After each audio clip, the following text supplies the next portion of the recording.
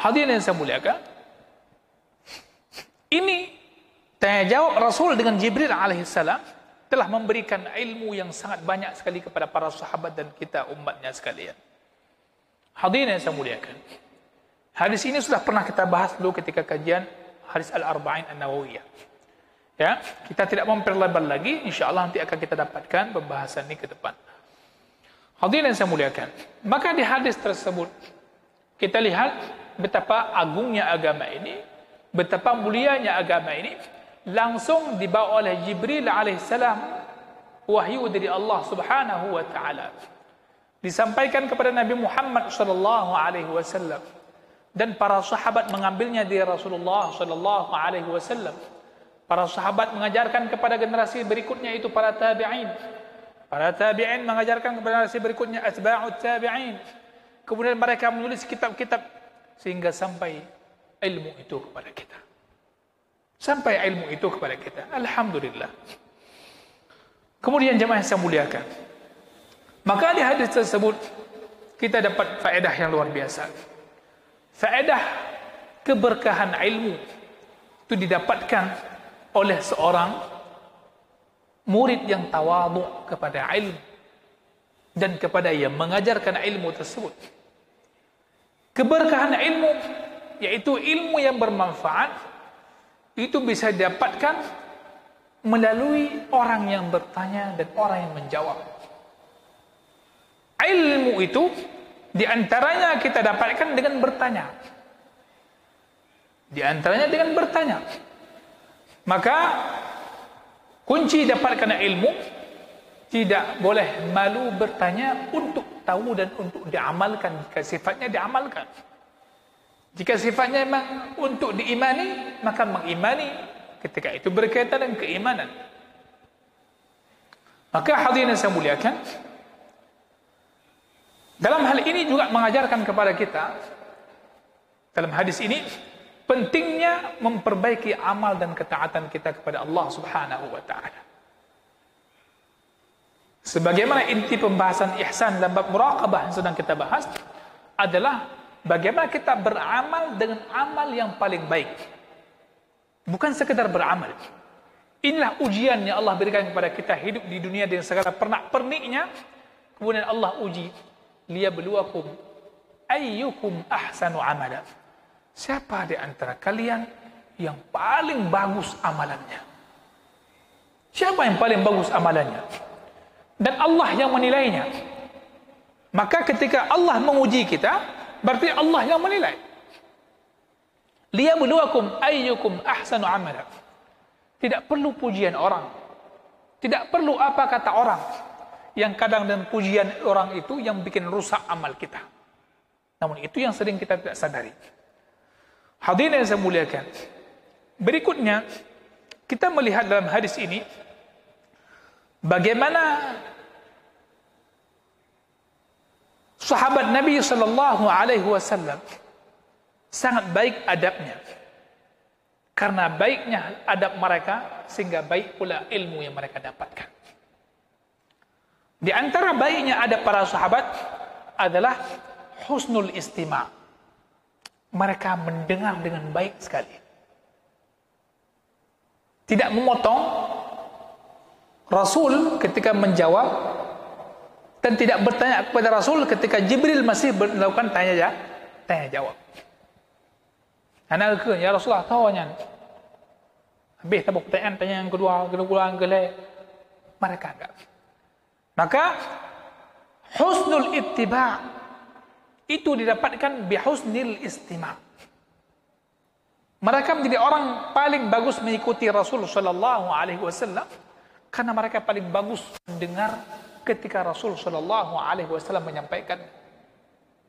Kesempurnaan bagus mendengar bukan hanya fokus kelihatan ketika mendengar, tapi ketika mendengar, oh, aku ingin mempelajarinya, aku ingin mengamalkannya. Itu ada pada mereka. Ada husnul niyyah. Niat yang baik, ada niat yang tulus, kemudian niat itu adalah untuk mereka amalkan dan mereka sebarkan. Hadirin yang saya muliakan, hadis ini juga mengandung bagaimana pemahaman salafus salih ridwanullahi alaihim dalam mengingkari sejumlah perbuatan yang menyelisih agama atau bid'ah. Terhadap ada kelompok-kelompok yang tidak beriman kepada salah satu rukun iman misalnya. Muncul, ada. Mereka tidak beriman kepada rukun iman yang keenam misalnya. Ini di antara hal yang didapatkan dari hadis ini. Menegaskan bahwasanya hadis ini menegaskan rukun iman itu ada 6. Ada orang mengatakan, enggak, cuma 5 aja. 5 aja. Kemudian, di antara kelompok ini dikenal dengan kelompok yang mengisi Ahlus Sunnah wal Jamaah Al-Qadariyah. Kelompok Al-Qadariyah. Hadirin yang saya muliakan. Maka, hal yang penting untuk kita ingatkan diri kita adalah bahwasanya Rasul alaihi salatu wassalam telah menyampaikan agama ini kepada umatnya melalui Al-Quran yang diwahyukan kepada beliau, kemudian melalui penjelasan beliau terhadap Al-Quran, melalui hadis-hadis beliau, dan para sahabat mendengarnya, dan para sahabat pun telah menyampaikannya kepada kita. Pertanyaannya, untuk melihat bagaimana bagusnya agama kita, sejauh mana sudah kita mengetahui agama, mempelajari agama, dan mengamalkan agama itu. Kalau itu yang Rasul katakan, dia datang mengajarkan agama kepada kalian. Dari hal-hal hadis tadi yang kita sampaikan. Tanda kiamat itu belum habis. Itu hanya beberapa saja disebutkan dalam hadis ini. Nanti insyaAllah kapan ada waktu mungkin di antara para ustaz menyampaikan kitab ada khusus tentang asyratus sa'ah. Kitab tentang tanda-tanda kiamat. Itu penting. Agar orang tidak berspekulasi. Agar orang tidak berasumsi-asumsi. Tapi mari kita lihat mana dalilnya. Kiamat itu kan bicara gaib. Tidak boleh orang nebak-nebak. Ketika bicara gaib, maka sumbernya mesti dari wahyu. Wahyu itu mesti yang sampaikannya adalah Rasulullah sallallahu alaihi wasallam. Tidak boleh orang yang datang setelahnya mengatakan ada sesuatu yang didapatkan tentang kiamat itu. Tidak bisa.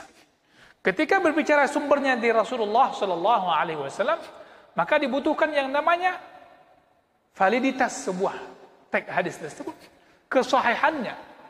Ketika dikatakan hadis, apakah itu sahih atau tidak? Benar atau tidak? Tidak boleh dengan sekadar mengatakan pokoknya ini sudah masyhur sekali. Masyhur sekali belum tentu benar. Sudah banyak orang yang menyampaikan, belum tentu benar. Karena kebenaran tidak berpatokan kepada banyak yang menyampaikan. Bukankah kebatilan juga banyak menyampaikan? Tapi kebenaran itu bisa diteliti. Siapa yang menyampaikan dan dari siapa itu disampaikan. Sebuah hadis, walaupun hadis itu tidak dirawikan oleh Imam Bukhari misalnya, tapi dirawikan oleh imam yang lain, namun dengan jalur yang sahih, maka hadis itu bisa dinilai sahih. Ada orang, karena dia tidak mempelajari ilmu hadis, kalau datang hadis dari selain Imam Bukhari dan Muslim, yang muncul dalam dirinya yang pertama keraguan. Betul enggak ini? Ya? Kalau begitu pola pikirnya, maka sebelum Imam Bukhari, banyak sekali hadis oleh para imam madhab itu, yang tidak kita dapatkan rawahul Bukhari. Maka ujung-ujungnya, akhirnya orang mengingkari apa yang telah diajarkan oleh para ulama sebelum. Ini juga fatal. Maka kita lihat, mudah-mudahan nanti ada yang mengkajinya, kitab Asyratus Sa'ah, tanda-tanda kiamat, yang mana itu dijelaskan oleh para ulama di syarah hadisnya. Kemudian juga disebutkan bagaimana pentingnya mengenal Asyratus Sa'ah. Tapi yang lebih penting jemaah sekalian dari pembahasan malam ini, apa yang perlu kita siapkan dan apa yang sudah kita siapkan menghadapi kiamat. Hanan tepu pajan kiamat, hanan tepu tanda-tanda kiamat, tapi ni imani akan kiamatnya nak, dan setelah kiamat akan ada proses-proses berikutnya, ni imani dan mempersiapkan diri dengan sejumlah amalan ketaatan kepada Allah Ta'ala, maka insya-Allah Anda sudah beruntung untuk menghadapi kiamat. Jadi bukan mengorek-ngorek. Kapan kiamat? Oh, nanti kalau kiamat begini, maka kita buat rumah di sana. Seakan-akan kalau buat rumah di sana enggak kena kiamat. Ya jemaah sekalian. Maka Rasul sallallahu alaihi wasallam pernah datang orang kepada beliau, tanya kepada Rasul, kapan kiamat? Maka Rasul sallallahu alaihi wasallam bertanya balik, "Madza a'dadta laha?" Atau kama qala sallallahu alaihi wasallam. Kamu tanya kapan kiamat, Rasul tanya lagi balik, apa yang telah kamu persiapkan untuk kiamat? Ya. Maka di antara jawabannya, tidak mempersiapkan banyak puasa, tidak mempersiapkan banyak salat. Salat ada, puasa ada, tapi aku mencintai Allah dan Rasul, Rasulnya. Mencintai Rasulnya sallallahu alaihi wasallam, maka orang tersebut bersama orang yang dicintainya. Ini jemaah saya muliakan. Maka di antara poin penting kesimpulan tentang bab malam ini dan akhir daripada hadis ini adalah tentang tanda-tanda kiamat. Yang pertama, hindari durhaka kepada orang tua. Ustaz, orang tua saya telah tiada. Berbuat baiklah kepada keluarga orang tua kita. Paman kita, adik ayah kita, adik mama kita, kakak dan sebagainya. Berbuat baiklah kepada sahabat-sahabat orang tua kita. Dan senantiasa mendoakan mereka. Itu yang bisa kita lakukan sekarang. Ajarkan anak-anak kita untuk tidak durhaka kepada orang tua. Jangan sampai tanda kiamat itu ada di rumah kita. Jangan kita mengatakan memang karab kiamat. Angka lagi yang anak jinu. Akan dibiarkan terus. Saya juga berpesan kepada anak-anak muda yang semangat beragama. Kadang muncul dalam beberapa kasus saya dapatkan dan saya mendapatkan keluhan. Semangat beragama dia, namun durhaka kepada orang tua. Sehebat apapun pengetahuan Anda tentang agama, namun tidak punya adab dan sopan santun kepada orang tua Anda, nol nilainya. Karena itu menyelisihi Al-Quran. Apa yang Al-Quran ajarkan kepada kita? Andaikan orang tua kita itu pun kafir, na'udzubillah, orang tua si muslim ini kafir, tidak Islam, Allah katakan fala tuti'huma.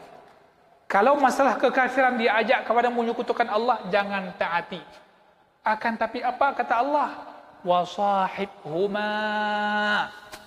Pergaulilah orang tuamu itu. Hendak kamu bergaul, bermuamalah dengan orang tuamu fit dunya ma'rufah, dengan cara yang ma'ruf, dengan cara yang baik. Taat kepada kesyirikan tidak boleh. Tapi Allah perintahkan bergaul dengan cara yang baik kepada orang tua. Tidak bisa Anda dengan mengatakan, ini orang tua saya melakukan kesyirikan, ini orang tua saya melakukan hal yang menyelisih sunnah Rasulullah SAW.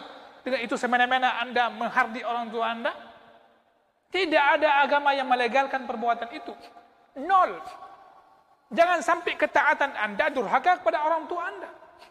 Tapi jikalau kedekatan Anda kepada Allah Subhanahu wa taala, baik Anda dengan Allah taala, itu Anda mulai bersabar dengan sikap orang tua yang tidak baik kepada Anda. Wasahibhuma fid dunya ma'rufa. Tidak bisa.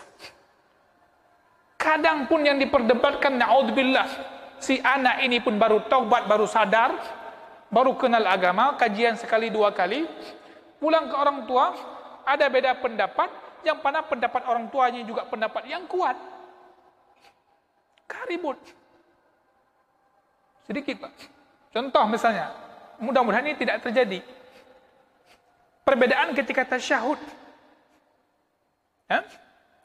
Orang tua kita, dia ketika salat, sebenarnya ilmu yang dapatkan, dia tetap lurus. Asyhadu an la ilaha illallah. Dan mazhab Syafi'i. Ada anak dia dapat belajar dari buku atau dari YouTube. Kemudian kata menggerak-gerakkan. Ada gerak-gerak begini, ada gini-gini, ada gini-gini. Padahal kalau dikaji dalam istilah ilmu hadis, Banyak sekali riwayat itu yang menunjukkan tidak ada gerak-gerak. Dan bahkan para ulama mengatakan yang gerak itu, ya ada yang mensahihkan itu bahkan dianggap dhaif oleh sejumlah para ulama. Anak ini karena nggak ngerti, orang tuanya dibilang nggak sunnah. Padahal dia yang nggak sunnah menurut pendapat yang lain.